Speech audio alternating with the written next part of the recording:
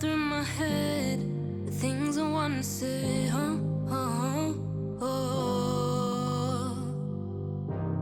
Reflecting on your eyes. Hey y'all, it's your good sis Erica Vane back again with another amazing video. And in this video, as you can see, we're breaking out episode 3 of Grownish. Let's get into it. Alright y'all, this episode was a rather short episode.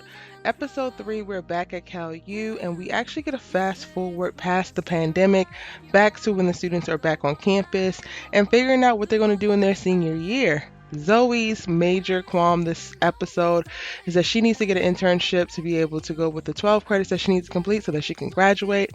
And who is in charge of the internships?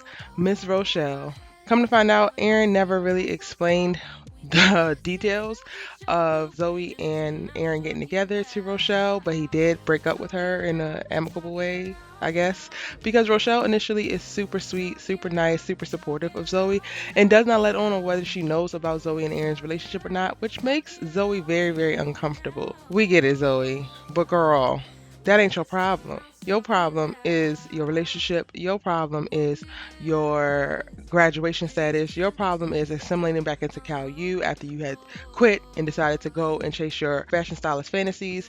Your problem is not to figure out whether this girl knows about you and Aaron and to make her okay with it.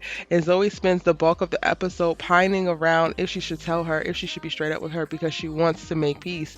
And it's like, girl, it's already peaceful. Rochelle didn't bring it up. Rochelle didn't make it weird until you made it weird. Ultimately, she winds up going back to get the internship that Rochelle secured for her, which was a very great internship, a great opportunity amongst a shortage, mind you. So Rochelle is still doing her job, not holding a grudge. Zoey just has to bring it up by way of, I guess, trying to still be friends. But girl, y'all were never really friends.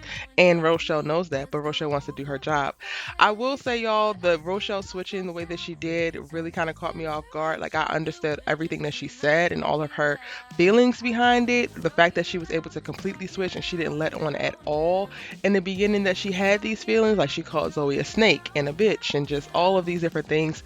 But she was so sweet at the start of the episode. I was just like, all right, this is kind of weird. This is kind of giving a little cray cray, but okay, girl, go ahead, get it out. Ultimately, Rochelle just tells Zoey to leave her alone, and I think that's what she needs to do. They both go to the same school. It happens. A little bit of embarrassment happens. Zoey didn't mean to cheat with Aaron, but she did. She didn't mean to compromise their relationship, but she did.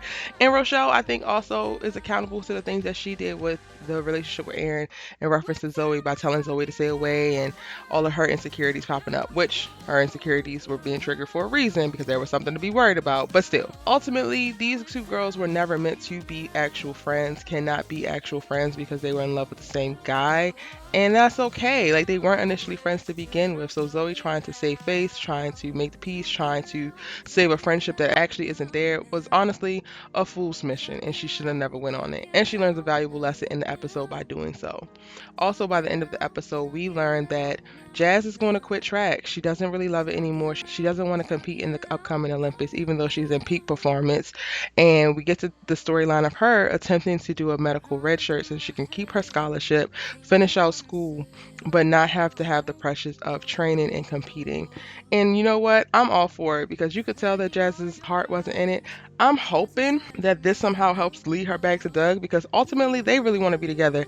And I do think that the decisions made around her training and when she was so distracted and she felt like she couldn't be in this relationship because she was so distracted from her training, but she really didn't want that at all either, is what became the demise of them. And hopefully now she's making this other choice, she can actually drop into the things that she wants, including Doug, and go and get her happy. Now Vivek, on the other hand, he's getting expelled from school by the end of the episode, and child, I have no idea what he's going to do.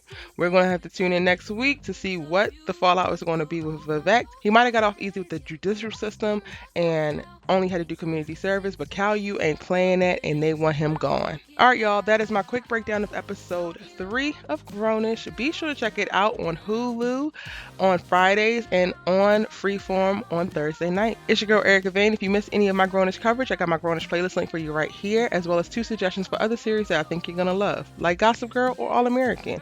Get into it and I'll see you in the next one. Bye!